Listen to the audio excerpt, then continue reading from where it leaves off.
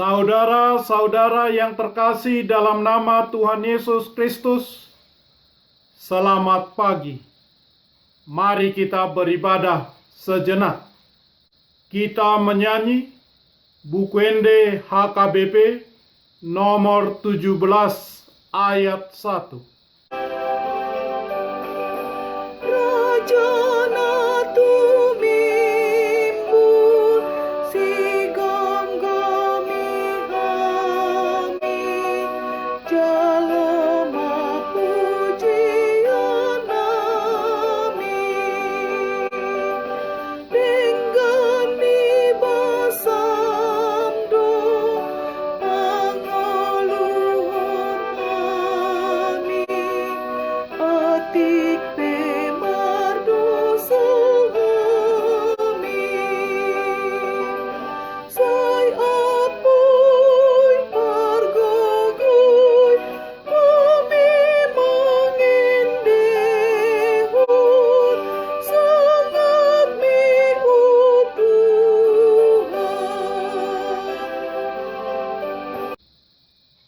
Kasih karunia dan damai sejahtera dari Allah Bapa dan dari Kristus Yesus Tuhan menyertai saudara-saudara. Amin. Saudara-saudara yang terkasih, renungan harian Rabu 14 Oktober 2020 dari kitab Mazmur pasal 97 ayat 9 mengatakan, sebab Engkaulah ya Tuhan yang maha tinggi di atas seluruh bumi. Engkau sangat dimuliakan di atas segala Allah. Dalam bahasa Batak Toba mengatakan, Aihodo ale Jehovah natumibul. Gumonggom saluhut tanoon, tumibul situtudoho, sian nasa debata sileban. Demikian firman Tuhan.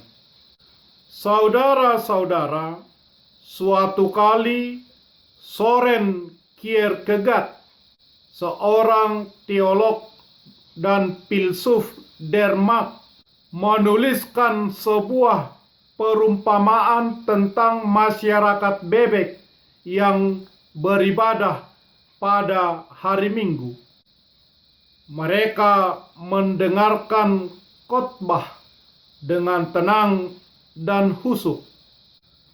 Pengkhotbah mulai menyampaikan khotbahnya dengan baik dan dengan indah. Dengan penuh semangat, ia mengkhotbahkan tentang kebaikan Allah kepada mereka yang memberi mereka dua sayap, sehingga mereka bisa terbang ke tempat kemana mereka suka. Pendeta itu membuat bebek-bebek tersebut terkesan. Mereka mengaku bahwa dengan kedua sayap yang mereka miliki, semua tempat boleh mereka kunjungi, sehingga mereka selalu berkata, Haleluya, Amin, selama mengikuti khotbah pendeta tersebut. Tidak ada lagi tugas yang diberikan oleh Tuhan yang akan dipahami teramat sulit, karena kedua sayap tersebut boleh membantu mereka untuk mengerjakannya dengan cepat. Begitulah pengakuan bebek-bebek tersebut.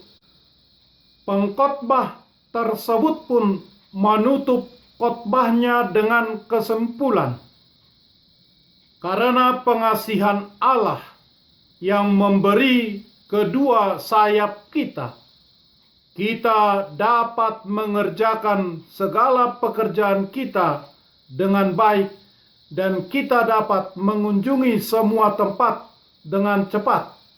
Semua bebek berkata, Haleluya, Amin, Puji Tuhan. Maka ibadah pun selesai. Kemudian bebek-bebek tersebut kembali ke rumah masing-masing dengan berjalan kaki. Perumpamaan itu bagi kita mungkin sesuatu yang pantas ditertawakan. Mana mungkin bebek bisa terbang sekalipun dia memiliki 2 sayap. Tanpa bermaksud menghakimi, Soren Kierkegaard hendak mengatakan bahwa kebanyakan orang Kristen dalam ibadahnya adalah seperti jemaat bebek tadi. Kita datang dan meninggalkan gereja, mengikuti ibadah, tetapi selalu dengan cara yang sama, tidak tertantang untuk berubah. Seharusnya setiap firman Tuhan yang dikotbahkan kita terima adalah memandu, menguatkan kita untuk berubah. Ibadah yang benar adalah ketika ibadah tersebut memandu kita untuk bertransformasi, berubah, membenci kejahatan. Mazmur 97 ayat 10.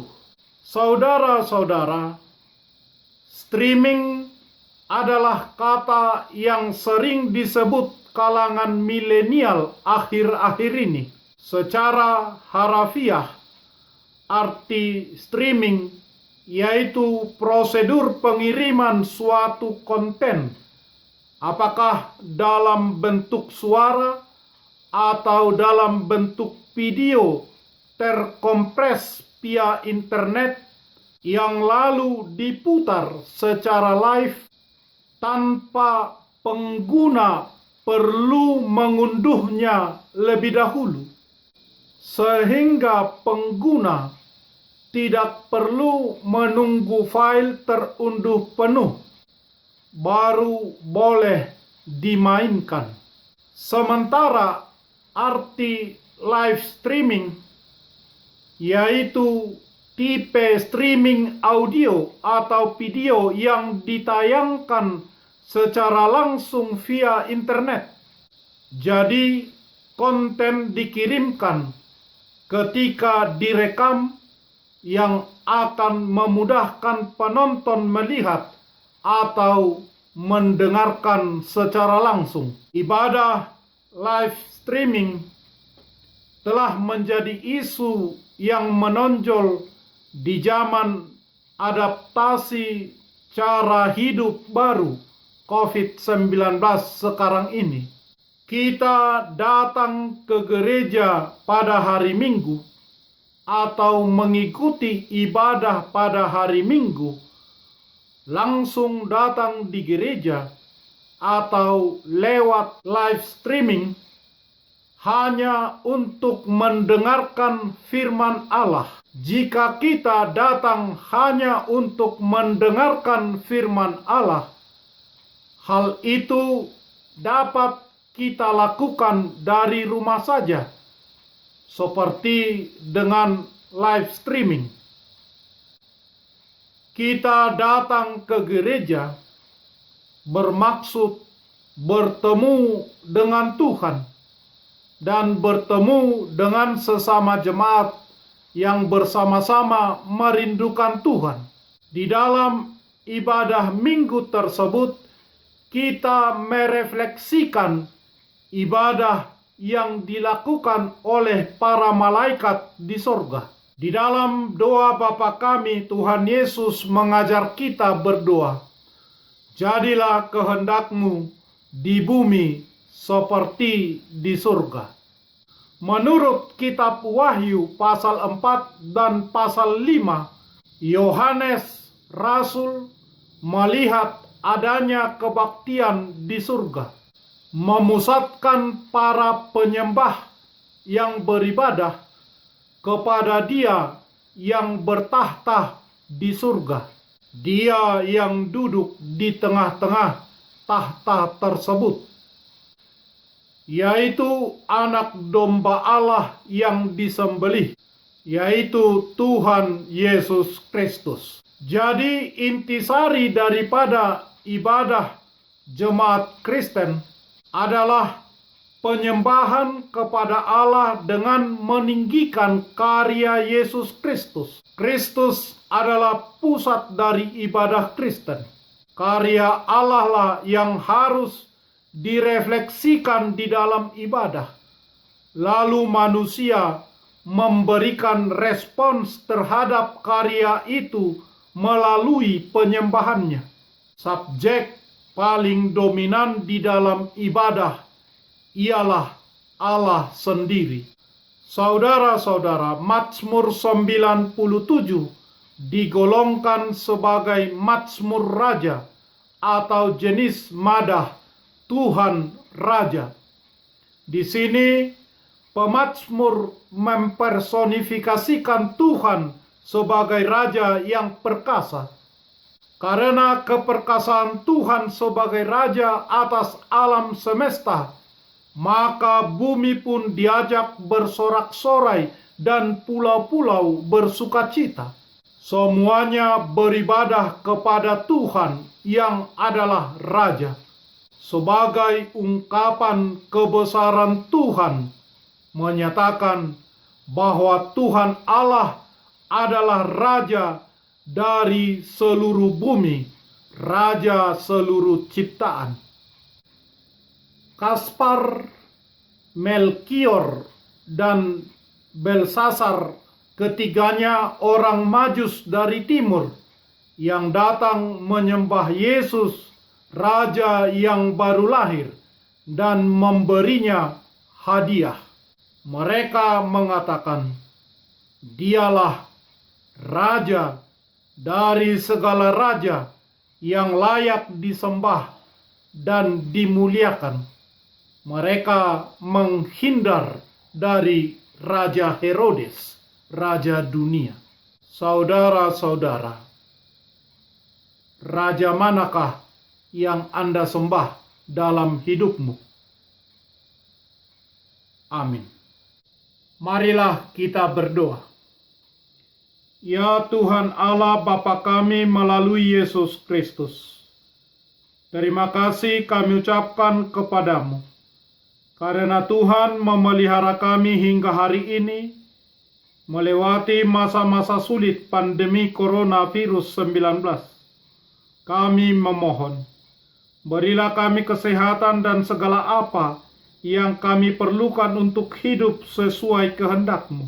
Berikanlah tumbuh rasa cinta kasih kami, supaya kami mencintai Tuhan dengan segenap hati dan jiwa dan kekuatan kami. Yakinkanlah kami, agar kami berpegang teguh pada janji keselamatan yang daripadamu, sebab Engkaulah ya Tuhan yang maha tinggi di atas seluruh bumi. Engkau sangat dimuliakan di atas segala Allah.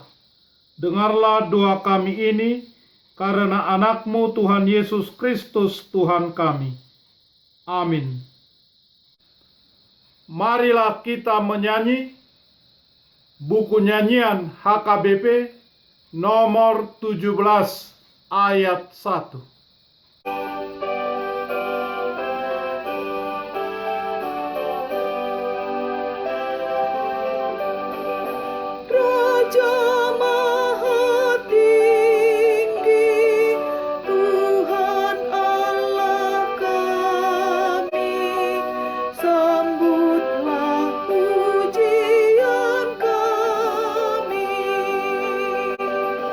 Karena pengasihan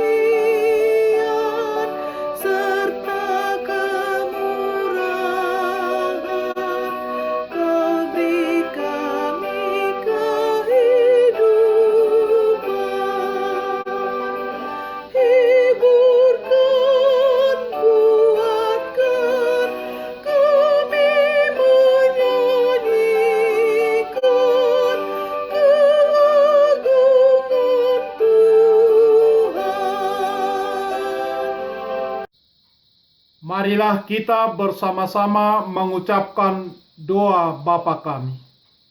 Bapa kami yang di surga, dikuduskanlah namamu, datanglah kerajaanmu, jadilah kehendakmu di bumi seperti di surga.